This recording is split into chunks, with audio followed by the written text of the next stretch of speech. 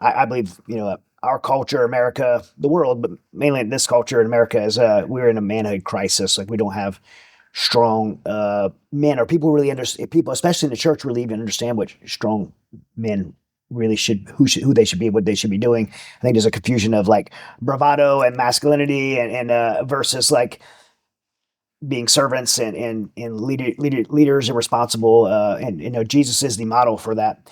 But the church is often given a false caricature of who Jesus really is, and it's kind of wimpy, like floating around with Vidal Sassoon hair and in a white robe.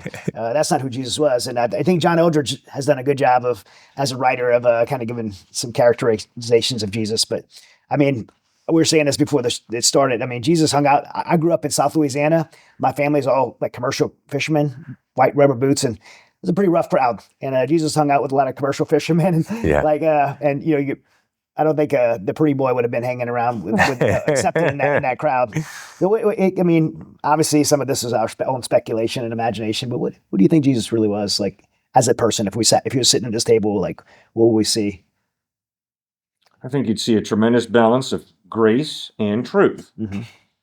And when we say truth, we mean a commitment to what is real, a commitment to what is accurate, a commitment to what is in reality.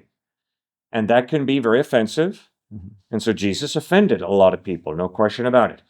But he also had tremendous grace and gentleness and kindness about him. He was always approachable.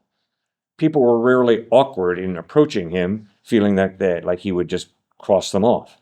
No, the sick, the rejects of society, knew that he accepted and loved all people and that he valued all people. And that's crucial to following Christ.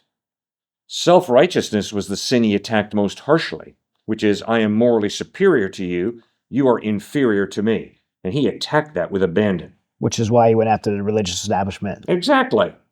That's exactly right, Chad. So you see a combination, and that's one of the reasons I love Jesus so much, because you see a combination in almost every area of his life of a lot of diverse qualities. Tremendously gentle, tremendously firm, tremendously kind, tremendously courageous, tremendously concerned about hurting people, but unquestionably standing for truth, even in the face of crucifixion. So the courage, the strength, the bravery was amazing. And I think the Apostle Paul picked up on that very clearly, as he writes very clearly to Timothy, the young pastor at Ephesus, at the end of 2 Timothy, for I'm already being poured out like a drink offering, and the time has come for my departure. I have fought the good fight. I have finished the race. I have kept the faith. Now there is in store for me the crown of righteousness, which the Lord, the righteous judge, will award to me in that day, and not only to me, but also to all who have longed for his appearing. So it's a fight. It's a race. I beat my body and make it my slave, so that after I have preached to others, I will not be disqualified for the prize, Paul writes. So there's an intensity, there's a strength that comes from God. It's not a cocky arrogance. It's a humility, but humility is not weakness. Humility is submission to God, forgetting myself so that I can give myself to others. And Christ modeled that, and the Apostle Paul picked up on it beautifully. That's the whole piece, like you guys were saying. He was way tougher. If we had a conversation with him right now, he was way tougher on the insiders than the outsiders. Yeah. Way tougher on the Pharisees. You brood of vipers, your father's the devil, woe to you. And then John chapter 4 with the woman at the well, he's going up to her. She was obviously a prostitute, had many different husbands. The typical rabbi of the day would say, let's throw the stone. Yeah. And Jesus would say, no, in John chapter 8, you who are without sin, you are the first ones to cast the stone. Everybody says, whoa, I am actually a sinner. So when Jesus operates in this kind of way, I think that gets back to the predestination point that you had.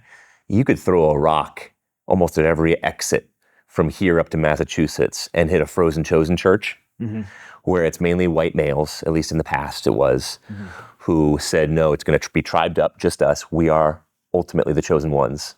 We're frozen, so we're not going to evangelize and reach out to the outsiders. It's all about us. And so it's pride, spiritual egotism. But Jesus would have just wrecked those churches. He'd have said, what are you doing? Where is the humility, gentleness, kindness? Where is going out and reaching the outsider?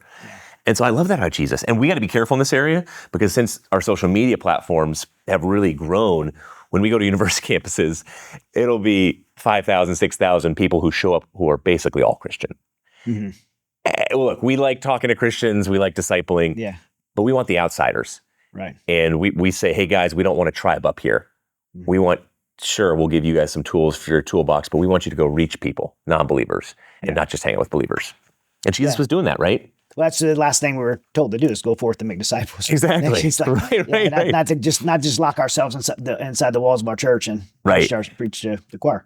Exactly.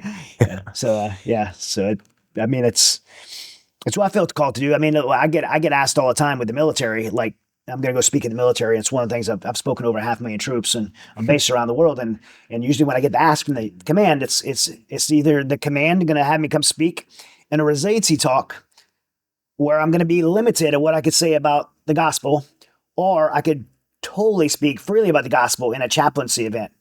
And they ask me which one I want to do. And it's never the chaplaincy event.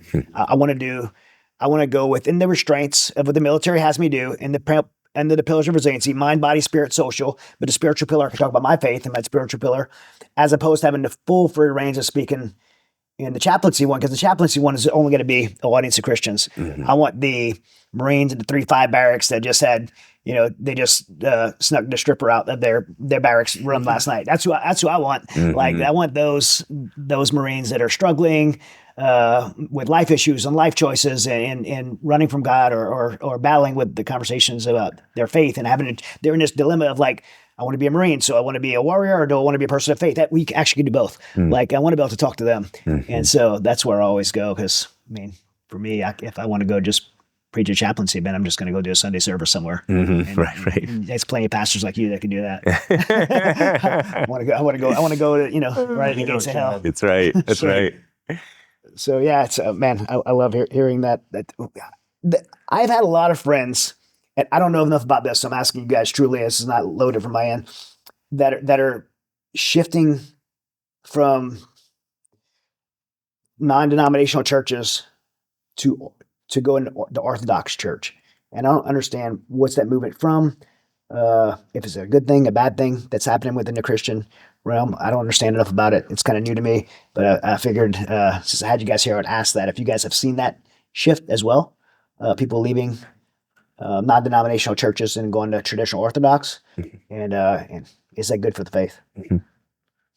Predominantly, it's young males. Fox News did a study on it not too long ago, showing that young males are going predominantly to the Eastern Orthodox as well as the Catholic Church, and we see it as the main reason for that is they want structure and they want that authority.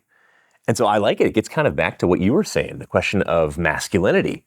Well, males for way too long have been sleeping in their beds, in their little man caves, in their parents' basement. Again, the New York Times did a study on this, how high the percentage is through their 40s. And COVID really pushed that too. It enabled that. And so I'm proud of these young men, as long as they're sticking to Christ within these churches, a personal relationship with grace first, and then works follows rather than works first, then I love that they're there. Because it is a type of true masculinity where they want that structure and organization. That's going to hopefully be carried into their personal lives in different ways. So I think a lot of that, they're seeing that they need in this culture, especially now. Yeah. Amen. Okay, I was looking for the second on that. Disagreement or not. It's I've been passed on some books and I haven't read them because I've been very curious because I had some buddies that were really strong believers that made this decision. It shocked me. I'm like, going Orthodox, like right. Shocked me. So yeah, I'm curious. But they, according to them, again, it's not works based churches. It's just good, solid biblical teaching with some structure to it. So, but I think the real issue is security. I mean, I understand why people feel very uncomfortable interpreting the Bible on their own. And I better not just interpret the Bible on my own. That's why I need church. It's dangerous. It sure is. Very dangerous. A good point. But to argue that there's going to be a pope or a priest or a preacher or a televangelist who's going to get it all right is a little naive. Excuse me, it's a lot naive. Yeah. We're all sinners. None of us are totally rational. None of us are totally objective. We all bring our own biases, our own prejudices, our own environments that we grew up in to the table. So to try and find the right person who will do it all perfectly, I think is a bit of weaseling out of what I'm responsible to do. Because you're not going to find it, right? Correct. I need to read the Bible, and then I need to meet with other believers and listen to them and seek to understand, where am I going wrong? Where are they going wrong? And I've got to pray for wisdom. And that is, I think, modeled throughout the New Testament. It's not a question of Peter comes along and says, you all got to be circumcised. And Paul says, no, that is a false gospel. And fortunately, Peter changed and realized, I bought into the Judaizers. I bought into the Galatian heresy. It's by grace through faith alone, not by circumcision. So that was quite a confrontation that Paul and Peter had. And yet that is a healthy confrontation. Peter began to veer off down a bad tangent, and Paul got him back online. I need people to do that to me. I'm not the be-all and end-all when it comes to interpreting the Bible. I've got to do the best job I can. Stuart does the best job he can. You do the best job you can. And then we hopefully love each other and talk with each other and try and hold each other accountable and correct each other where we feel the other one's gone wrong. And that's part of what it means to be in the body of Christ. That's why I think Paul writes pretty clearly, accept one another, bear with one another, which means we are different. Yes. And you are difficult at times for me to get along with, Chad. And I'm difficult. I'm difficult for you to get along with, okay? Yeah. And now, is the love of Christ going to draw us together in spite of our difficulties, in spite of our differences, in spite of our idiosyncrasies? Or are we just going to go our separate ways, or just say, I'm right and you're all wrong? I mean, humility's got to come into this picture at some point when we say, I got to be taught and I got to learn and I got to be open to correction.